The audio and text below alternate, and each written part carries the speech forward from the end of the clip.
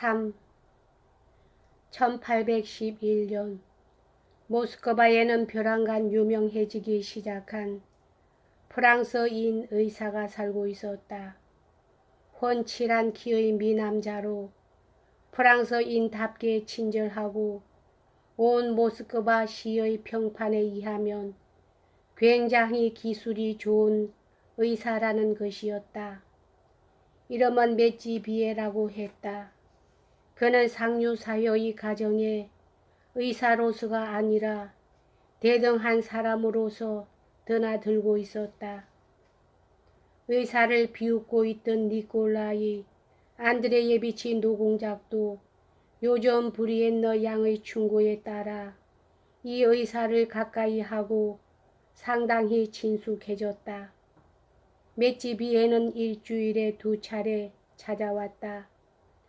성 니콜라이 축일은 바로 노공작의 본명 축일이기도 했으므로 전 모스크바가 그의 저택의 마차되는 곳에 모였지만 공작은 아무도 받아들여서는 안 된다고 이러고 소수의 이름을 적은 명단을 공작영의 마리아에게 건네주며 그 사람들만을 식사에 초대하도록 명령했다. 아침 나절에 의사의 자격으로 축하하려 온 메찌비에는 금죄를 범하는 것을 이것은 그가 공작영의 마리아에게 말한 것이었다. 예의로 생각하고 공작의 서재로 들어갔다.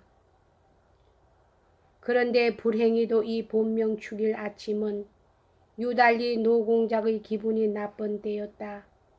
그는 아침 내내 집안을 돌아다니며 모든 것에 트집을 잡는가 하면 남이 자기에게 무슨 말을 해도 모르고 자기가 말하는 것도 남에게 통하지 않을 것이라는 듯한 얼굴을 하고 있었다. 공작영의 마리아는 이 조용하고도 불안스럽고 불만에 찬 상태가 늘 분노의 발작으로 끝나는 것을 너무나도 잘 알고 있었으므로 마치 총알을 재고 나서 방아쇠를 당기기 직전의 총 앞에 선 것처럼 피할 수 없는 발사를 기다리면서 아침 나절 내에 서성거리고 있었다. 의사가 도착하기까지의 아침 시간은 무사히 지났다. 의사를 들여보내고 공작영의 마리아는 책을 들고 객실 문 옆에 앉았다. 여기 있으면 서재에서 일어나는 일을 완전히 들을 수가 있었다. 처음 들린 것은 메찌비에의 목소리뿐이었지만 뒤이어 아버지의 목소리와 두 사람의 목소리가 함께 무엇이라고 말하기 시작하고 문이 획 열리자 검은 머리를 닭의 벼처럼 세운 메찌비에의 놀란 듯한 아름다운 모습과 실내 모에 자리옷을 걸친 공작의 모습이 문지방에 나타났다. 그는 분노 때문에 얼굴을 보기 흉하게 일그러뜨리고 눈동자를 아래로 떨구고 있었다. 모르겠다고 하고 공작은 외쳤다. 난 잘 알고 있어. 프랑스의 스파이, 보나바르트의 노예, 걔, 내 집에서 냉큼 꺼져. 꺼지란 말이다. 하고 그는 문을 탕 닫아버렸다. 메찌비에는 어깨를 움츠리면서 노한 욕설의 외침 소리를 듣고 무슨 일인가 하고 옆방에서 뛰어나온 브리엔너 양에게로 다가갔다. 공작은 그다지 건강이 좋지 않으신 것 같습니다. 잔뜩 성이 난 데다가 피가 머리로 올라가 있습니다. 그러나 걱정하실 것은 없습니다. 내일 또 들르겠습니다. 하고 메찌비에는 입술에 손가락을 대면서 허둥지둥 나갔다. 문 안쪽에서는 슬리퍼를 신은 발소리와 외침 소리가 들렸다. 스파이, 배신자, 도처의 배신자뿐이다. 자기 집에 있으면서도 1분도 마음을 놓을 수가 없다. 메찌비에가 떠난 뒤 노공작은 딸을 불렀다. 그리고 온갖 분노는 그녀 한 사람에게 퍼부어졌다. 그녀가 스파이를 들여보낸 것이 잘못이라는 것이다. 명단을 만들어 놓고 그 명단에 없는 자는 들여보내서는 안 된다고 일러두었지 않아. 너한테 일러두었지 않아. 왜 그따위 더러운 녀석을 들여보냈느냐 말이야. 모두가 다 내가 원인이야. 너하고 같이 있으면 1분도 마음을 놓을 수가 없어. 마음 놓고 죽을 수도 없다. 하고 그는 말했다. 안 되겠다. 응, 헤어지자. 헤어져. 그것은 너도 알아둬야겠어. 알겠나? 난 이제 이 이상 더 참을 수 없어. 하고 그는 방에서 나갔다. 그러나 그녀가 제 나름대로 자기 자신을 위로해 버릴까봐 그것이 불안스러워진 듯 다시 되돌아와 침착한 태도를 보이려고 애쓰면서 덧붙였다. 내가 이런 말을 홧김에 했다고 생각한다든지 해선 잘못이야. 난 냉정한 마음으로 깊이 생각한 나머지 한 말이다. 틀림없이 지금 말한 것처럼 할 테니까. 헤어져 버리는 거니까. 그러니까 너는 내가 있을 곳을 찾아둬라. 그러나 그는 참지 못하고 사랑하는 사람에게만 있을 수 있는 분노로 분명히 자기 자신도 괴로워하면서 주먹을 부르르 떨고 그녀에게 이렇게 외쳤다. 정말 어느 바보라도 좋으니 이것을 데려가 주었으면 좋겠다. 그는 거칠게 문을 닫고 자기 방으로 불이했는 양을 불러들였다. 그리고 서재 안은 조용해졌다. 2시에는 선정된 6사람의 명사가 식사하러 모였다. 손님은 유명한 라스토프친 백작, 로프힌 공작과 그 조카 차트로프 군장. 이 사람은 공작의 옛 전우였다. 그리고 젊은 축으로서는 피에르와 보리스 드루베스코이로 이러한 사람들이 객실에서 공작을 기다리고 있었다. 요즘 휴가를 얻어 모스크바에 와 있던 보리스는 니콜라이 안드레비치 공작과 친숙해지기를 바라고 있었는데 교묘하게 그의 환심을 사는 데 성공했다.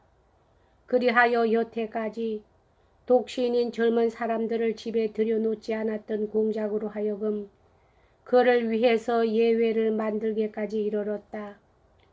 공작의 집은 사교계라고 일컬어지는 성질의 것은 아닌 일종의 조그마한 서클로서 시중에도 그다지 소문은 나 있지 않았지만 그 속에 끼게 되는 것을 무엇보다도 자랑으로 여기고 있었다. 보리서가 이것을 안 것은 일주일 전의 일이었다. 마침 그가 있는 자리에서 라스토프친 백작이 성 니콜라이 축일의 식사에 초대를 하는 총사령관에게 갈 수 없다고 거절하며 이렇게 말했기 때문이었다. 그날은 언제나 니콜라이 안드레예비치 공작을 뵈러 가게 되어 있습니다. 아하, 그래, 그렇겠군 하고 총사령관이 대답했다. 어떻습니까?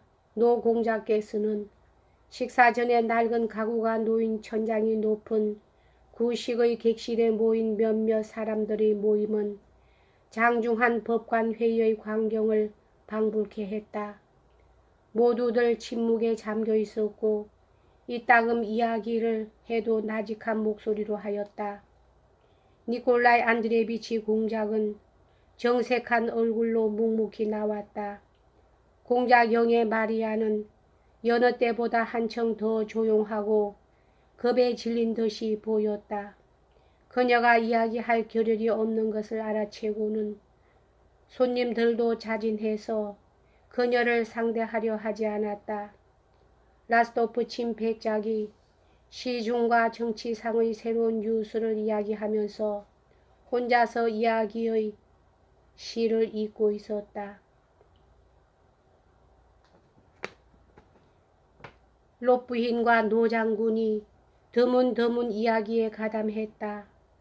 니콜라이 안드레비치 공작은 마치 재판장이 부하의 보고를 듣는 듯한 태도로 귀를 기울이고 있었고, 그리고 이따금 꺼내는 간단한 말과 침묵으로 사람들의 보고는 참고를 위해서 들어둔다는 기분을 나타내었다.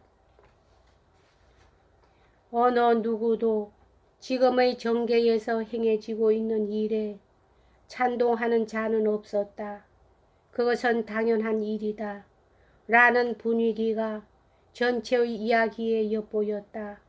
사태가 차차 악화되어 가는 것을 증명하는 듯한 사건만이 이야기되었다.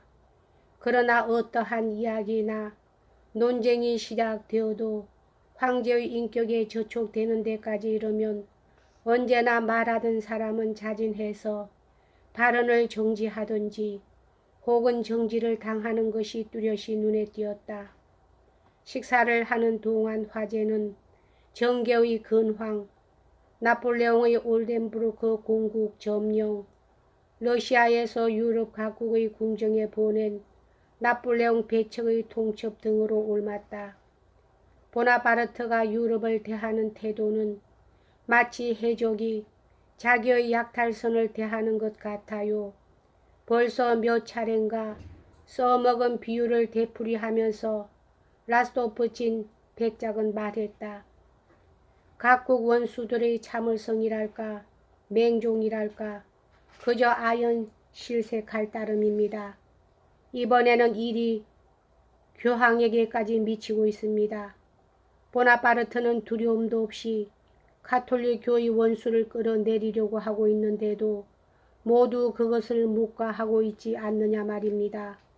오직 한 분, 우리 황제 폐하께서만 올덴부르크 공국의 점령에 대해서 감연히 항의하셨습니다만, 그러나 그것도 라스토프친 백작은 이제 이 이상 더 논쟁이 허용되지 않는 경계에 선 것을 느끼고 입을 다물어 버렸다. 그러니까 올덴부르크 공국 대신 다른 영토를 제공한 거지 하고 니콜라이 안드레비치 공작은 말했다. 마치 내가 나의 농부들을 레이스의 고르이에서 보고차로브 라자니로 옮기는 것과 마찬가지로 그 사내는 대공들을 마음대로 움직이고 있단 말이야. 올덴부르크 대공은 놀라운 성격과 인종의 힘으로 자신의 불행을 견디어내고 계십니다. 하고 보리스는 공손하게 이야기에 끼어들으면서 말했다. 그가 이렇게 말한 것은 베체르부르크에서 오는 도중 대공을 배알하는 영광을 가졌기 때문이었다. 니콜라이 안드레비치 공작은 이것에 대해서 무엇인가 이야기하고 싶은 듯이 이 젊은이의 얼굴을 바라보았으나 그러기에는 상대방이 너무 젊다고 생각하고 그만두어 버렸다.